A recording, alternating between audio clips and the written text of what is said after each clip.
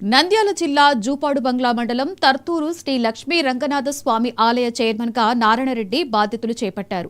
రైతు కుటుంబంలో పుట్టి ఈ స్థాయికి చేరుకోవడానికి సహకరించిన మిత్రులందరికీ కూడా ధన్యవాదాలు తెలుపుతున్నానని ఆలయ చైర్మన్ నారాయణరెడ్డి తెలిపారు. స్వామివారి తిరునాళ్లకు నియోజకవర్గ ప్రజలందరూ కూడా సహకరించి ఈ కార్యక్రమాన్ని దిగ్విజయం చేయాలని ఆయన కోరారు.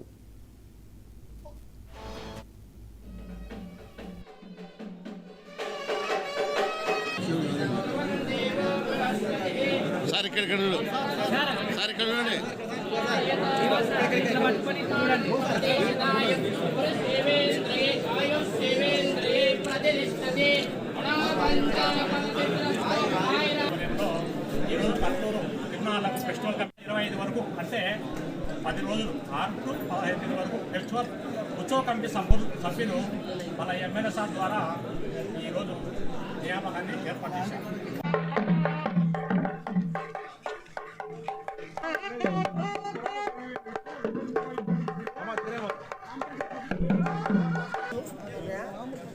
మన జిల్లాలో ప్రసిద్ధి చెందినటువంటి జాతరలో ముఖ్యమైనది మన నందికొట్కూరు నియోజకవర్గం జూపాడు బంగ్లా మండలం తర్తూరు గ్రామంలో వెలిసినటువంటి శ్రీ రంగనాథ స్వామి వారి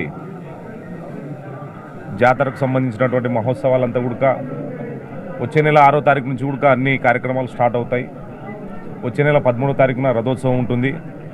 కాబట్టి దీనికి సంబంధించినటువంటి కార్యక్రమాన్ని నిర్వహించేందుకు మన నందికొట్కూరు నియోజకవర్గం జూపాడు బంగ్లా మండలం తరిగోపులకు చెందినటువంటి ఒక రైతు కుటుంబము, పార్టీకి సేవ చేసినటువంటి వ్యక్తి, స్నేహశీలి, అందరి కలుపుకుపోయే గుణం ఉన్నటువంటి మందడి నారాయణ రెడ్డి గారిని ఉత్సవ కమిటీ చైర్మన్గా ఆంధ్రప్రదేశ్ రాష్ట్ర ప్రభుత్వ ఆదేశాల మేరకు వారిని నియమిస్తూ, అలాగే ఈరోజు ఆదివారము మంచి ముహూర్తం అని చెప్పేసి ఈరోజు స్వామివారిని దర్శించుకొని ఈరోజు ఇక్కడికి రావడం జరిగింది. అయితే మీకు తెలిసిందే, తర్తూరు రంగనాథ స్వామి అంటే రైతులకు సంబంధించినటువంటి జాతర. ఇది రైతాంగం అంతా ఎక్కడి నుంచి జిల్లా నలుమూలల నుంచి కాకుండా రాష్ట్ర వ్యాప్తంగా కూడా ఒకప్పుడు ప్రసిద్ధి చెందినటువంటి జాతర. కాబట్టి దీనికి ఒక రైతు కుటుంబం నుంచి ఒక రైతును నియమించాలని చెప్పేసి మన నారాయణ రెడ్డి గారిని ఎంచుకోవడం జరిగింది.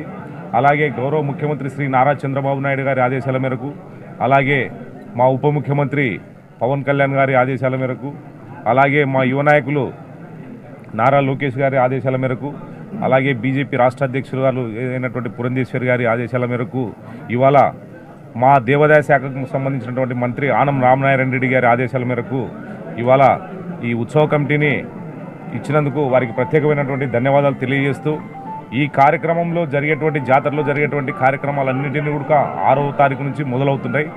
ఎందుకంటే మీకు తెలిసిందే, గతంలో కొన్ని అంతరాయాలు కలిగినాయని చెప్పేసి స్థానికుల నుంచి కూడా నాకు కొన్ని సమస్యలు వచ్చినాయి. వాటన్నిటినీ రెక్టిఫై చేస్తూ పూర్వం ఏ విధంగా అయితే తర్తూరు